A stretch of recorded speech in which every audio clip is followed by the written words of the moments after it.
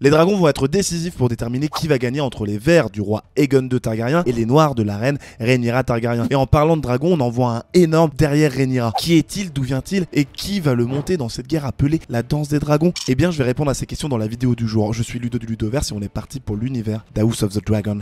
Let's go! Le petit contexte, bien sûr. Je vous rappelle un peu les événements qui se sont déroulés à la fin de la saison 1, car à la fin de la saison 1, du coup, d'House of the Dragon, une guerre intestine commençait, ou du moins ses prémices étaient mises en place. Voilà, c'est assez simple de le comprendre.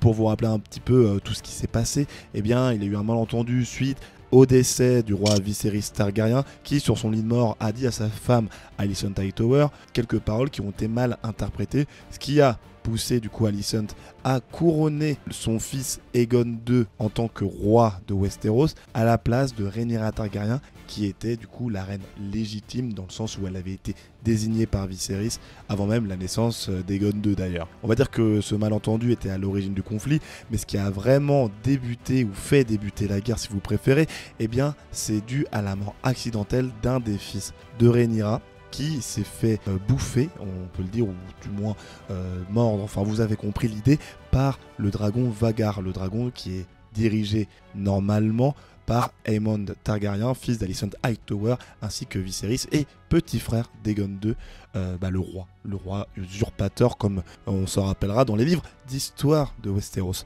À partir de là, on sait que la guerre a été totalement déclarée, le premier sang a été versé, et donc les deux camps vont devoir renforcer leurs forces, et notamment s'armer des plus puissants dragons pour pouvoir dominer les autres. Et qui d'autre que Vermithor pour faire pencher la balance. Et d'ailleurs, qui est ce Vermithor? Vermithor, donc c'est le dragon que je vous présentais au début de vidéo dans l'introduction, et le dragon du coup Vermithor, bien on le voyait aussi à la fin de la saison 1 d'House of the Dragon. Vous savez, c'est Daemon Targaryen qui est allé le voir dans une sorte de cave, de tunnel, enfin vous appelez ça comme vous voulez, de grotte peut-être, utilisons les bons termes, peut-être de grotte, et il est arrivé en lui chantant une petite chanson, et à partir de là on a vu la taille démesurée de ce fameux dragon appelé, encore une fois, je le redis, Vermithor. Pour en savoir un peu plus sur sa petite histoire, ce dragon-là n'avait eu qu'un seul dragonnier, le roi Jaehaerys, premier du nom Targaryen. Jaehaerys qui est le roi qui a précédé donc Viserys, qui est décédé à la fin de la saison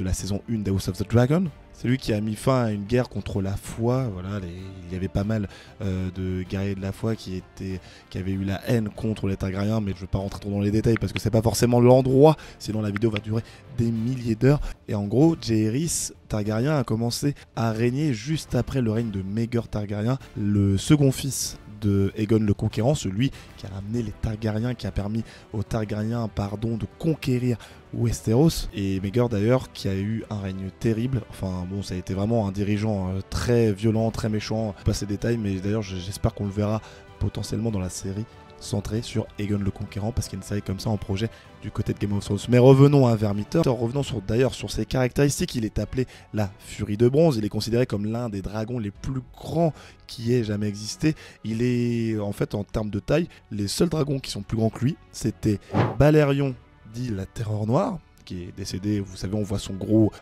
crâne, enfin le squelette de son crâne au sein de la saison d'House of the Dragon, ou même dans Game of Thrones. Et l'autre dragon qui est plus grand que Vermithor, c'est juste Vhagar, le dragon que possède encore une fois, je le redis, Aemon Targaryen. Vermithor est donc considéré comme un dragon extrêmement puissant. Il a plus de 100 ans au moment où débute la danse des dragons. Il n'a pas eu de dragonnier pendant environ 30 ans. D'ailleurs, en répondant à la question qui est-ce qui va être son dragonnier dans House of the Dragon, ou plutôt dans cette guerre appelée la danse des dragons. Bon, là on rentre dans une partie spoil du bouquin, donc si vous ne voulez pas vous faire spoil, je vous invite à quitter la vidéo ici, mais je vais donner quelques informations, même si c'est pas des grands spoils, voilà, mais pour l'instant je vous aurai les trucs un peu plus importants après. Et pour vous la faire simple, le clan des Noirs a décidé de faire un appel à dragonnier, on va dire dans les grandes lignes. En fait, tout homme qui serait capable de tout simplement monter un dragon et de se faire obéir par ce dernier aurait comme récompense le statut de chevalier,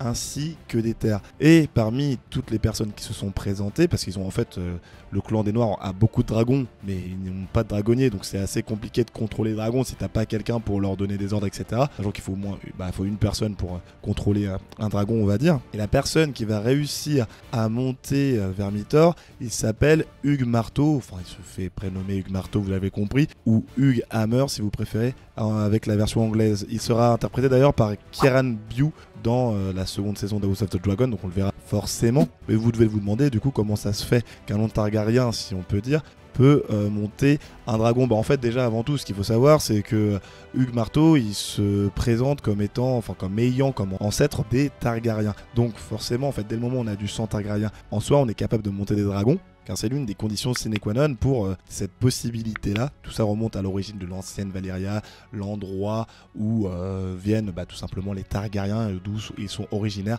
avant d'avoir conquéri Westeros. Mais là, encore une fois, c'est d'autres informations où il faudrait rentrer plus dans le détail. Et en gros, dans la série, comme je le disais, dès le moment où on a du sang de dragon, on peut avoir cette possibilité de se lier à un dragon et de pouvoir le monter. Et c'est pour ça notamment que Aemon Targaryen, il est capable de monter Vhagar, malgré le fait qu'il soit donc d'un côté le fils de Viserys Targaryen, qui est bel et bien un Targaryen, et de l'autre Alicent Hightower, qui n'a aucun lien avec, encore une fois, les Targaryens, du moins dans son sang. Et ça vaut aussi pour Jaehaerys, un des fils de Rhaenyra, qui est au final le fils de Harwin Strong, donc un soldat qui n'avait encore une fois aucun lien avec les dragons. On va dire que dès que t'es métis et que t'as du sang Targaryen, c'est bon. Et donc, notre bon Hugh Hammer, comme je le disais, fera donc partie du clan de Rhaenyra, et aidera beaucoup en fait cette armée-là à gagner quelques affrontements, quelques batailles avec son bon petit Vermithor. Mais donc répondons à la question, comment Vermithor et Hugh Marteau vont-ils mourir? Là, ça va bien entendu spoil.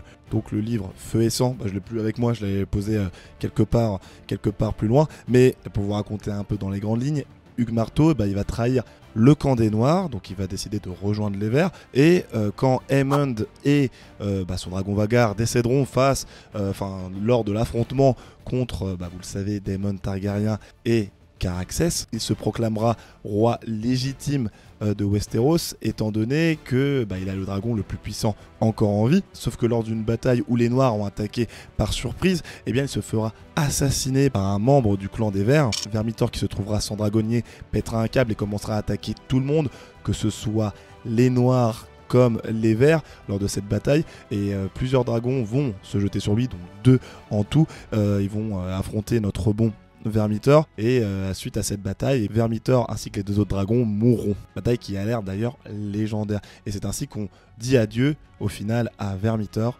ainsi que Hugh Marteau. Il me tarde de voir la bataille où Vermithor va perdre la vie, ou même le voir juste en action, parce que voilà, comme on l'a vu dans le trailer, il a l'air extrêmement imposant et extrêmement puissant, et même à la fin de House of the Dragon saison 1, il avait l'air extrêmement puissant également. Et pour patienter, je vous invite à regarder la vidéo qui explique d'où vient la haine du roi usurpateur Aegon II, qui se trouve juste ici du coup. Et pour revenir à un côté un peu plus science-fiction, je vous invite à regarder la vidéo qui explique pourquoi la série Dune Prophétie se passe 10 000 ans avant les événements de Dune et la naissance de Paul Atreides, qui est juste là. C'était Ludo du Ludoverse, je vous dis à la prochaine, salut!